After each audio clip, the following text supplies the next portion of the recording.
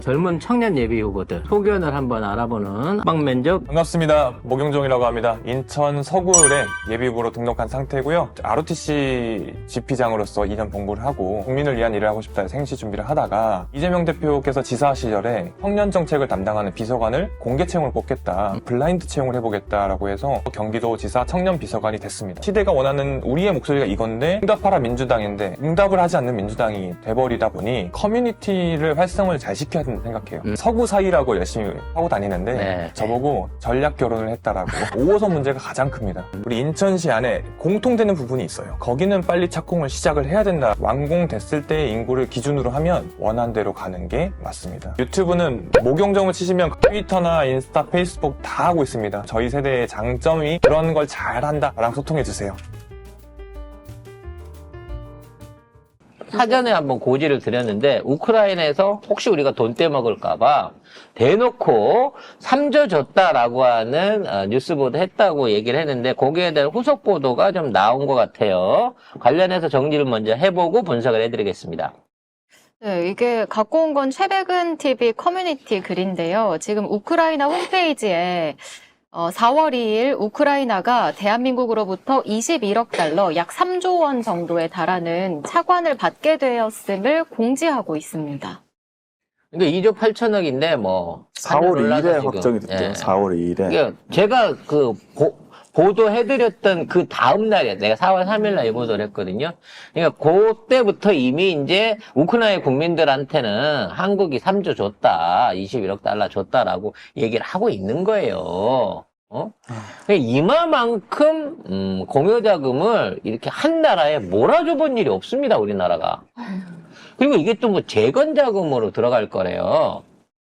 그러니까 요게 이제 40년 동안 0.1%도 아니고 0.01%. 와. 이게 이자예요, 이게? 예? 0.01%에서 2.5%까지, 그러니까 최대한 올라봐 2.5%까지밖에 못 받는 이 이자로 제공할 수 있는 기금이에요. 그럼 40년 인플레이션을 생각해 보세요, 여러분. 40년 전에 1억하고 지금 1억, 앞으로 40년 후에 1억이 돈 값어치가 같겠습니까? 사실 이거는요, 그냥 준 거예요. 그리고 이 40조를 40년 동안 끊어주는 것도 아니다? 3조. 그러니까 이 3조를 40년 동안 끊어주는 것도 아니에요. 이자만 40년 동안 받을 뿐이지 5년 안에 이 돈 4년 안에 다 나가게 돼 있어요. 선불로 땡겨가지고 얘네들은 0.01% 이자만 주고 이 돈을 복구 사업한다고 땡겨서 쓴다는 거죠. 근데 어디를 복구하겠다는 거야? 지금 아직 전쟁도 안 끝난 상황에서 어디를 복구해서 무슨 목목으로 이거 복구를 할 거냐고. 아니, 국민들 경제 좀 돌리자고 25만 원 그거 주는 것도 뭐 선심성 행정이니 뭐 포퓰리즘이니 하면서 난리를 치면서 이런데 어떻게 3조를 줄 수가 있어, 어떻게? 근데 이 3조를 주는 계약을 하는 그 핵심에 원희룡이 여기를 가갖고 그때 계약을 했단 말이에요. 윤석열 독일 갔을 때 원희룡이 따라갔잖아요. 그래서 갑자기 우크라이나를 가가지고 얘네들이랑 이 계약을 했단 말이야.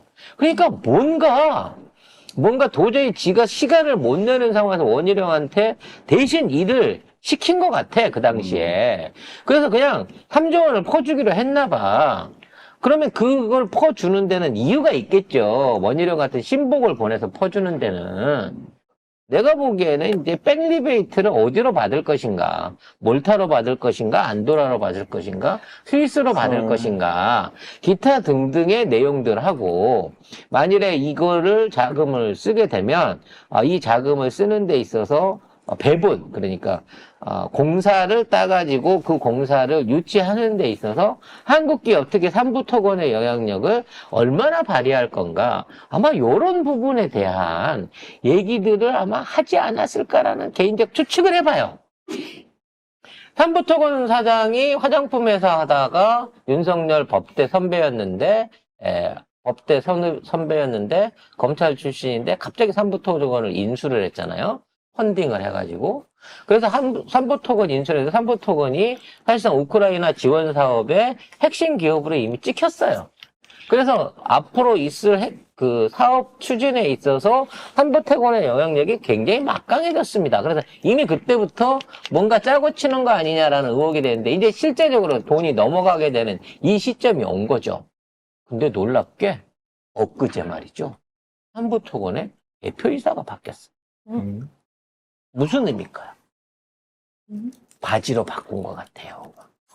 즉 이게 회사를 인수하고 운영하고 뭔가 조약을 맺고 이럴 때는 믿을 수 있는 이 대학교 선배하고 작업을 쳐놓고 이제 실제적으로 이제 입금이 됐잖아. 입금이 된 다음 뭐예요? 빼먹어야 되죠. 요 시점이 되니까 대표이사를 싹 바꿨단 말이에요. 회사 대표이사는. 그럼 앞으로 한보태권이 뭘 헤쳐먹든지 간에 돈을 빼먹었어. 빼먹었는데 그 법적 책임은 누가 진다? 새롭게 자리를 잡은 새로운 대표이사가 그 책임을 지게 되는 거죠. 주총 3일 전에, 일신상 문제로 사임을 했어요. 네.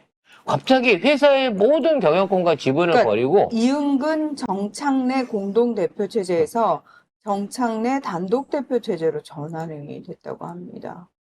결과적으로 이 삼부토건이 조만간 뭔가를 크게 해먹으려고 생각하는 게 아닌가 싶어요. 뭐 이따 증권 방송 시간에 멤버십 증권 방송 시간에 언급을 하려고 합니다만 어저께 12%가 빠졌다가 오늘 갑자기 또 12%가 오르더라고요. 이게 뭔가 장난질을 본격적으로 하고 있기 시작하는 것 같은데 지난해야만 1,000억대의 순손실을 냈는데 이 회사가 3조 원대의 우크라이나 공사를 맡아서 공사를 배분하는, 그러니까 직접 하는 것도 아니야. 공사를 나눠줘.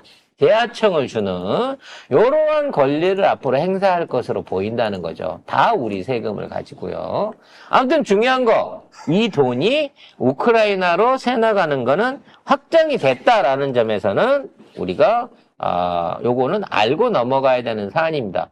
근데 40년 후에 돈 돌려받는 거야 뭐 그렇다고 치자고요.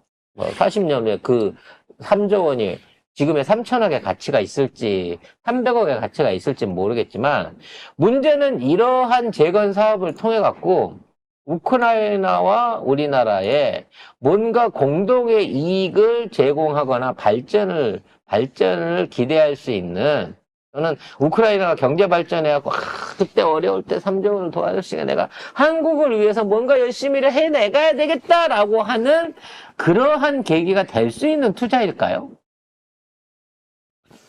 저는 그거 아닌 것 같아요. 현재 트럼프가 미국에서 이제 뭐 거의 당선 가능성이 높은 걸로 나옵니다. 선거일이 얼마 안 남으니까 이제 뭐 바이든이 극적으로 따라 붙어갖고 해볼만 하다라는 얘기가 나오는데, 저는 뭐 이미 대세는 끝났다고 생각을 하지만, 중요한 건 트럼프가 우크라이나를 어떻게 할 거냐라는 문제인 거죠. 두 가지를 공언을 하고 있습니다. 바이든 아들이 연관되어 있는 우크라이나 관련한 특검을 제대로 진행하겠다. 또 하나는 뭐냐? 우크라이나에 있는 영토를 러시아한테 주고 전쟁을 종식시키겠다는 거예요. 그러니까 지금 영토를 주겠다는 얘기는 어디 뭐 구적지에 있는 땅을 떼주겠다는 얘기가 아니라 이 수도 키이우를 비롯한 주요 지역에 대해서 사실상 러시아의 요구대로 하량 양해하고 러시아 땅으로 떼줘버리고. 아니에요. 지금 그 동부 지역 돈바스라고 하는 원래 이제 친러시아계 주민들이 많이 살고 있어서 러시아하고 거의 밀접하게 모든 경제가 다 이제 러시아에 의해서 돌아가던 그 지역이 계속 문제였고, 젤렌스키가 이 지역을 그러니까 러시아에 줄 수 없다라고 해가지고 사실 여기서 이제 다툼이 벌어졌었거든요. 협상이 진행되는 과정에서 젤렌스키가 이제 양보 안 하면서 여기서 이제 문제가 벌어진 거고, 전쟁 이후로 이 돈바스 지역과 남부 지역까지 해서 총 우크라이나 행정구역상 4개의 주가 러시아가 지금 점령을 하고 있어요. 그래서 우크라이나 전체 영토의 18%예요. 거기에는 물론 지금 2014년에 러시아가 강제 병합한 크림반도도 껴 있습니다. 그래서 트럼프 얘기는 뭐냐면은 러시아 측 얘기하고 같아요. 러시아는 계속 우리가 지금 점령하고 있는 지역을 우리 영토로 인정을 해줘야지 우리가 평화협상에 임할 거야 라고 얘기를 하고 있고, 젤렌스키는 무슨 얘기야.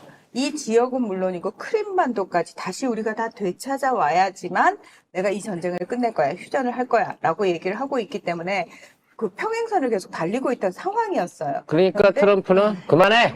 여기까지 떼주고 끝낼 거야! 라고 협상을 하겠다고 얘기를 하고 있는 건데, 문제는 지금 러시아가 점령하고 있는 지역, 이쪽은요, 지금 러시아가 재건도 다 해놓고 주민들한테도 러시아 여권 다 내줬어요. 그러니까 러시아 시민권 다 네. 줬고 사실상 러시아 땅처럼 지금 하고 있고 하고 있는 거란 말이죠. 대선에서 이 지역에서도 투표가 있었어요. 그래서 러시아 대선 기간이 3일로 늘어났어요. 그래서 중요한 건 뭐냐. 지금 러시아는 이걸로 양이 안 찬다는 거야. 그래서 5월 달에 대공세를 펼친다고 하는 얘기가 나오고 있어요.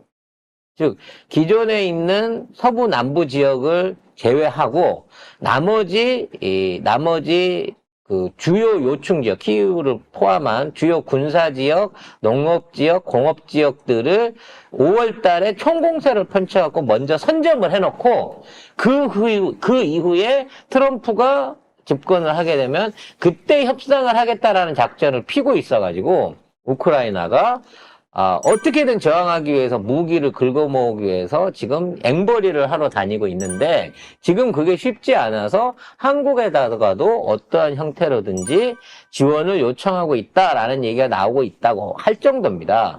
중요한 건 우크라이나 전쟁은 트럼프 들어오면 끝나는 거예요. 얼마를 떼줄지는 모르지만 트럼프는 내 땅 아니니까 그냥 러시아 원하는 대로 젤렌스키 의견을 개무시하고라도 이 전쟁을 끝낼 겁니다. 그래놓고 빨리 검사해야지. 바이든 아들이 뭐 헤쳐먹었는지, 바이든 일가가 얼마 뽑아먹었는지. 그래서 깔끔하게 숙청해버려야죠, 바이든 일가를. 그래서 그렇게 하기 위한 준비를 하고 있는 상태인 거란 말이죠. 그래서 요 부분이 진행이 된다고 하면 지금 어디를 재건할지 모르지만 거기에 투자되는 돈은 우크라이나한테 들어가는 돈이 아니라 러시아한테 들어가는 돈이 돼버려요. 그러면 우리가 투자해갖고 재건을 했어. 땅이 러시아 됐어. 우크라이나가 그 돈 갚아요? 러시아한테 갚으라고 해야지. 러시아 미쳤니? 그건 제3제 채무예요. 대리 변제되는 거야. 3조 그냥 날렸네. 한조 지금 그냥 날린 거예요, 지금. 아무튼 이런 상황을 우리가 좀 알고 대비를 해야 될 것 같아요.